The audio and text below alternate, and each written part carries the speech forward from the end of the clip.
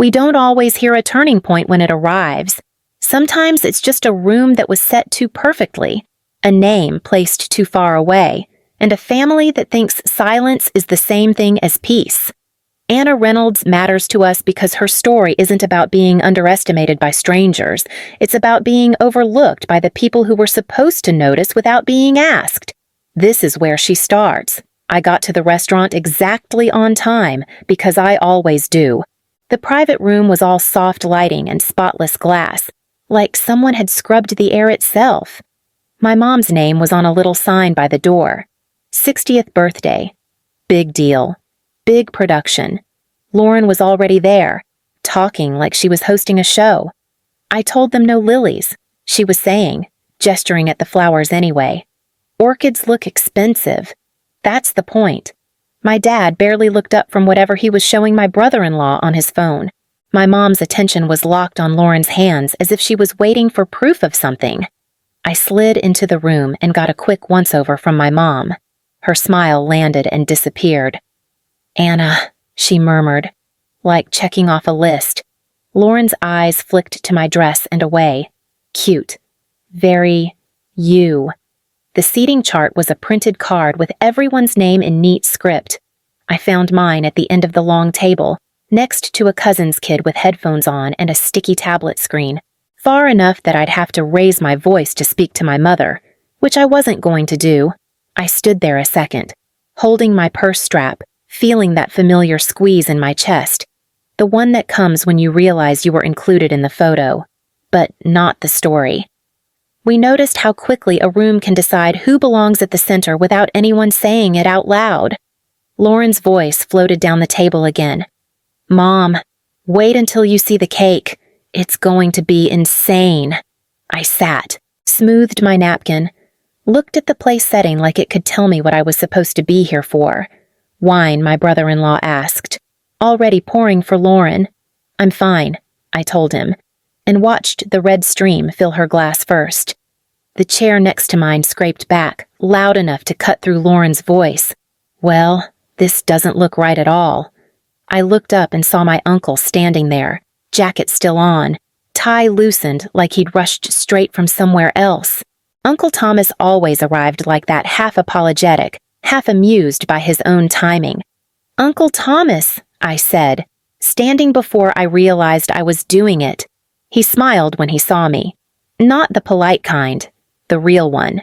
"There you are." I thought I was going blind for a second. Lauren leaned forward. "Your seat's up here," she said, pointing toward the empty chair beside my dad. "We planned it this way." Thomas glanced at the card, then at me, then back at the card. He shrugged. "I'll survive down here." He pulled out the chair next to mine and sat, like the decision didn't require approval. My mom's mouth opened, then closed. Dad cleared his throat and went back to his phone. Thomas leaned closer. "Long trip? Traffic was brutal. How are you holding up?" "I'm fine," I said, automatic. He nodded, like he heard the space between the words. "I wanted to ask you something about the licensing timeline, but maybe later." My fingers tightened around my napkin. We noticed how small moments like this quietly shift the balance of a room, even before anyone understands why. Lauren laughed a little too loudly. Anyway, as I was saying, Thomas turned to me again. "You look tired. Working too hard." "Something like that?" He smiled. "Good. Means it matters." The server arrived with menus. Thomas handed his back untouched. "I already know what I want. Let's see if they still make it the way they used to." I didn't say anything, but for the first time that night, I didn't feel quite so far away. Menus were barely touched. Plates clinked. Someone laughed at something Lauren said, then laughed again, louder, like volume could turn attention into agreement. Thomas leaned back in his chair, scanning the room. "I meant to ask earlier," he said casually, voice pitched like this was just between us. "Did the team lock the number yet?" My chest tightened. "We're past that." I told him quietly. "Good," he said, then, louder than either of us intended. "So the 47 million is final." The table went still. My mom's fork froze halfway to her mouth. My dad looked up for the first time since we sat down. Lauren's smile didn't fall right away. It stayed in place, uncertain, like it was waiting for instructions. 47. What my mother asked. Thomas blinked. The licensing deal. Upfront payment. I felt the heat crawl up my neck. There it was. The moment I'd never planned, never rehearsed. It's not just that, he added, already in motion. There are royalties, consulting agreements. The projections are well over 100 million over time. Silence pressed in from all sides. Not the awkward kind. The kind that weighs something. My mom's voice came out small. Anna, do you really have that much money? I took a breath. I've had it since last spring. My dad shifted in his chair. You mean to tell us this has been going on for almost a year? 11 months, I said. The number felt neutral in my mouth. Just a fact. Lauren let out a sharp laugh. This is a joke. You work in a lab. I lead a team. I said. I always have. Thomas's eyebrows lifted. They didn't know I shook my head once. We noticed how the room changed when the truth arrived without asking permission. My mom pressed her napkin to the table, smoothing it again and again. You never said anything. I did. I told her. You were busy. No one argued that part. The server appeared, hesitated, then quietly set down the breadbasket like it might break if touched too hard. I watched steam rise from the rolls and felt something settle in my chest. Not relief, not anger, just the sense that the night had crossed a line it couldn't step back over. My mom reached for her water glass, missed it, then tried again. You should have told us, she said. Softer now, like volume could rewind time. I did, I said, more than once. Dad leaned back, arms crossed. We would have remembered something like that. I nodded. I called you the day the offer came in. You put me on speaker while you were driving to Lauren's open house. Lauren shifted. That was different. It was loud. I said. You told me it sounded promising. Then you said you'd call back. Thomas watched them carefully, saying nothing. Mom pressed her lips together. We didn't know it was important. I felt that familiar tightness behind my eyes. I sent invitations to my doctoral graduation. I mailed you a copy of my dissertation. I emailed when I got promoted. Every time, you said, that's nice, and asked if Lauren needed help with something. Lauren scoffed. You never made a big deal about any of that. I stopped. I said, after the third time it didn't land. Dad rubbed his forehead. So all this time, I was here. I said, you just didn't stay on the line. We noticed how easily people confuse absence with secrecy when silence makes them comfortable. Mom reached toward me, then hesitated, hand hovering over the table. We didn't mean to hurt you. I know, I said, and I meant it. But you did. Thomas finally spoke. I assumed you were proud. She's been presenting internationally for years. Lauren's chair scraped as she adjusted her posture. You could have corrected us. I tried. I said. You changed the subject. The breadbasket sat untouched between us, butter melting. No one reached for it. Mom's voice cracked. We failed you. I didn't answer right away. I stared at the table, at my name printed neatly on the place card at the end. The ink hadn't faded. It never does. The silence didn't last long. It never does. Dad cleared his throat, the way he did before talking about money or logistics. Well, he began, leaning forward. If things are that stable for you, there's something we should probably talk about. I felt it before he finished, that familiar shift. From listening to calculating, Lauren's eyes lifted, alert now. Your sister's been looking at houses, Mom added carefully. The market's tough. Interest rates, timing, all of it. Lauren nodded, a little too quickly. We've been outbid 3 times already. Dad glanced between us. You're in a different position, Anna. You always have been. More independent, Independent. The word landed heavy. So, he continued, helping Lauren get settled would make sense. Just a contribution. A down payment. Maybe. My hands were flat on my lap. I kept them there. You want me to buy my sister a house? Mom winced. Not buy... help. Lauren smiled, small and tight. I wouldn't even ask if it wasn't so hard right now. Something in my chest went quiet, not numb, clear. I've been doing well my whole life, I said. That never seemed to matter before. Dad frowned. That's not fair. We noticed how quickly fairness gets redefined when money enters the room. Lauren leaned toward me. You don't even want kids. You don't need all that space. There it was. The old math. What I needed measured against what she wanted. I didn't realize my life plans were up for review. I said, steady. Mom's voice softened. Family helps family. I looked at her. Really looked. I've been helping since I was 12. You just didn't call it that. No one spoke.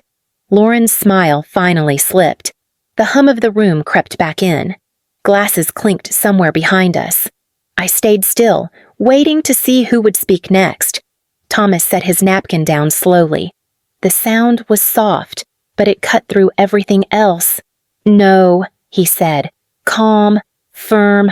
That's not happening. Dad turned toward him. This is a family matter. It is, Thomas replied, meeting his eyes. That's why I'm speaking. The table felt smaller somehow, like the air had shifted. You don't get to decide what Anna owes anyone. Thomas continued, not now. Not ever. Mom shook her head.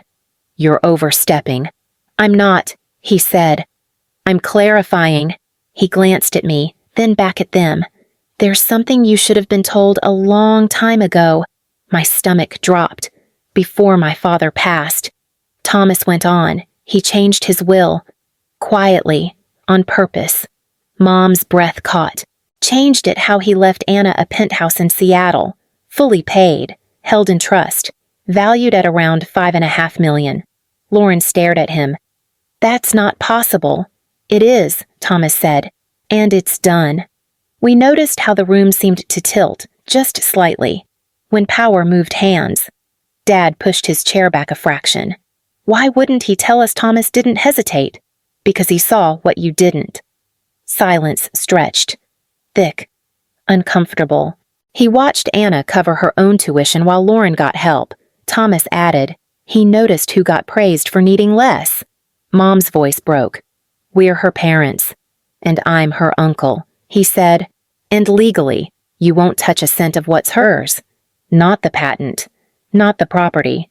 Nothing. My hands were shaking. I folded them together under the table. Thomas turned to me then. His voice softened. You never needed permission to keep what you earned. I swallowed. The words landed heavier than I expected. Lauren looked down.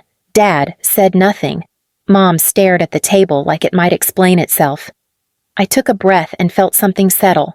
Not relief, not anger. Just the quiet understanding that whatever came next, the ground had already shifted.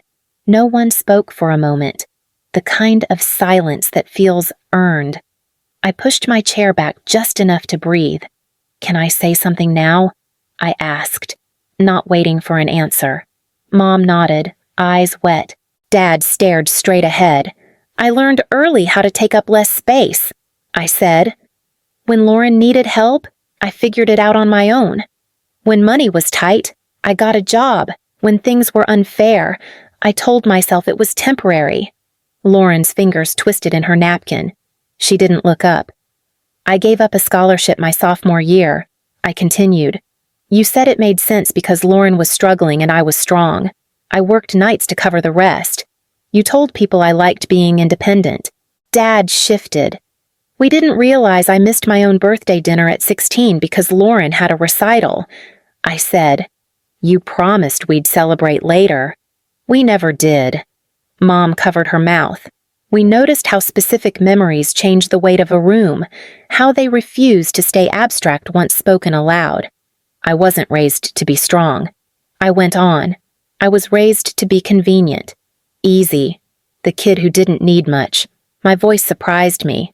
Steady, not loud. I don't blame you for not understanding my work, I said, but the moment you found out I had money, you decided where it should go. That part hurt the most. Lauren finally looked at me. I didn't know. I know. I said, that's the problem. My hands stopped shaking. I hadn't planned to say all of it. It just came out, like something finally allowed to exist. Mom reached across the table. Her hand hovered, then fell back. I leaned into my chair and let the quiet sit where it belonged. I stood before anyone told me to. My chair made a small sound against the floor, louder than it should have been. Mom reached for her purse like she needed something to hold. Anna, wait, she said. We can talk about this. We can fix it. Dad finally looked at me. His voice was rough. Don't leave like this. I'm not leaving angry. I said, I'm leaving finished. Lauren's mouth opened, then closed. She stared at the table like it had answers. Thomas rose beside me without a word. He placed a hand on my back. Steady. Familiar. Mom's eyes filled. Please. I shook my head once. I don't need promises tonight. We noticed how some goodbyes happen without raised voices, how final they can be even when everyone is still seated. I picked up my coat. The room felt smaller now, like it was folding in on itself. At the door, I paused long enough to say, I hope you understand someday. No one followed us out. The hallway was quiet. My heels clicked once, then again. Thomas walked beside me, matching my pace. I didn't look back. Seattle felt different than I remembered. Quieter. Not empty, just not asking anything from me. I unpacked slowly. 1 box a day. Sometimes less. The penthouse was already furnished, but I moved things anyway. Shifted a chair closer to the window. Put my mug on the left side of the counter. Small decisions that didn't require approval. My phone buzzed the first week. Messages from my parents. Long ones. Careful ones. I didn't answer. Not out of spite. I just didn't have anything new to say. Work settled back into its rhythm. Meetings. Whiteboards. Long stretches where my mind stayed busy enough that the past didn't crowd in. At night, I stood by the glass and watched the city lights scatter. No audience, no explanation. One evening, Thomas called to make sure I'd eaten. We talked about nothing important. The call ended without wait. I noticed the change a few weeks later. I wasn't rehearsing conversations anymore. I wasn't bracing before phone calls. The quiet wasn't lonely. It was spacious. Anna Reynolds didn't disappear when she walked away from that table. She became clearer, more solid, less available to be shaped by other people's needs. Sometimes stories end with applause or forgiveness. Mine ended with a room of my own, a steady breath, and the understanding that staying had cost me more than leaving ever would. If this moment stayed with you longer than expected, you know why.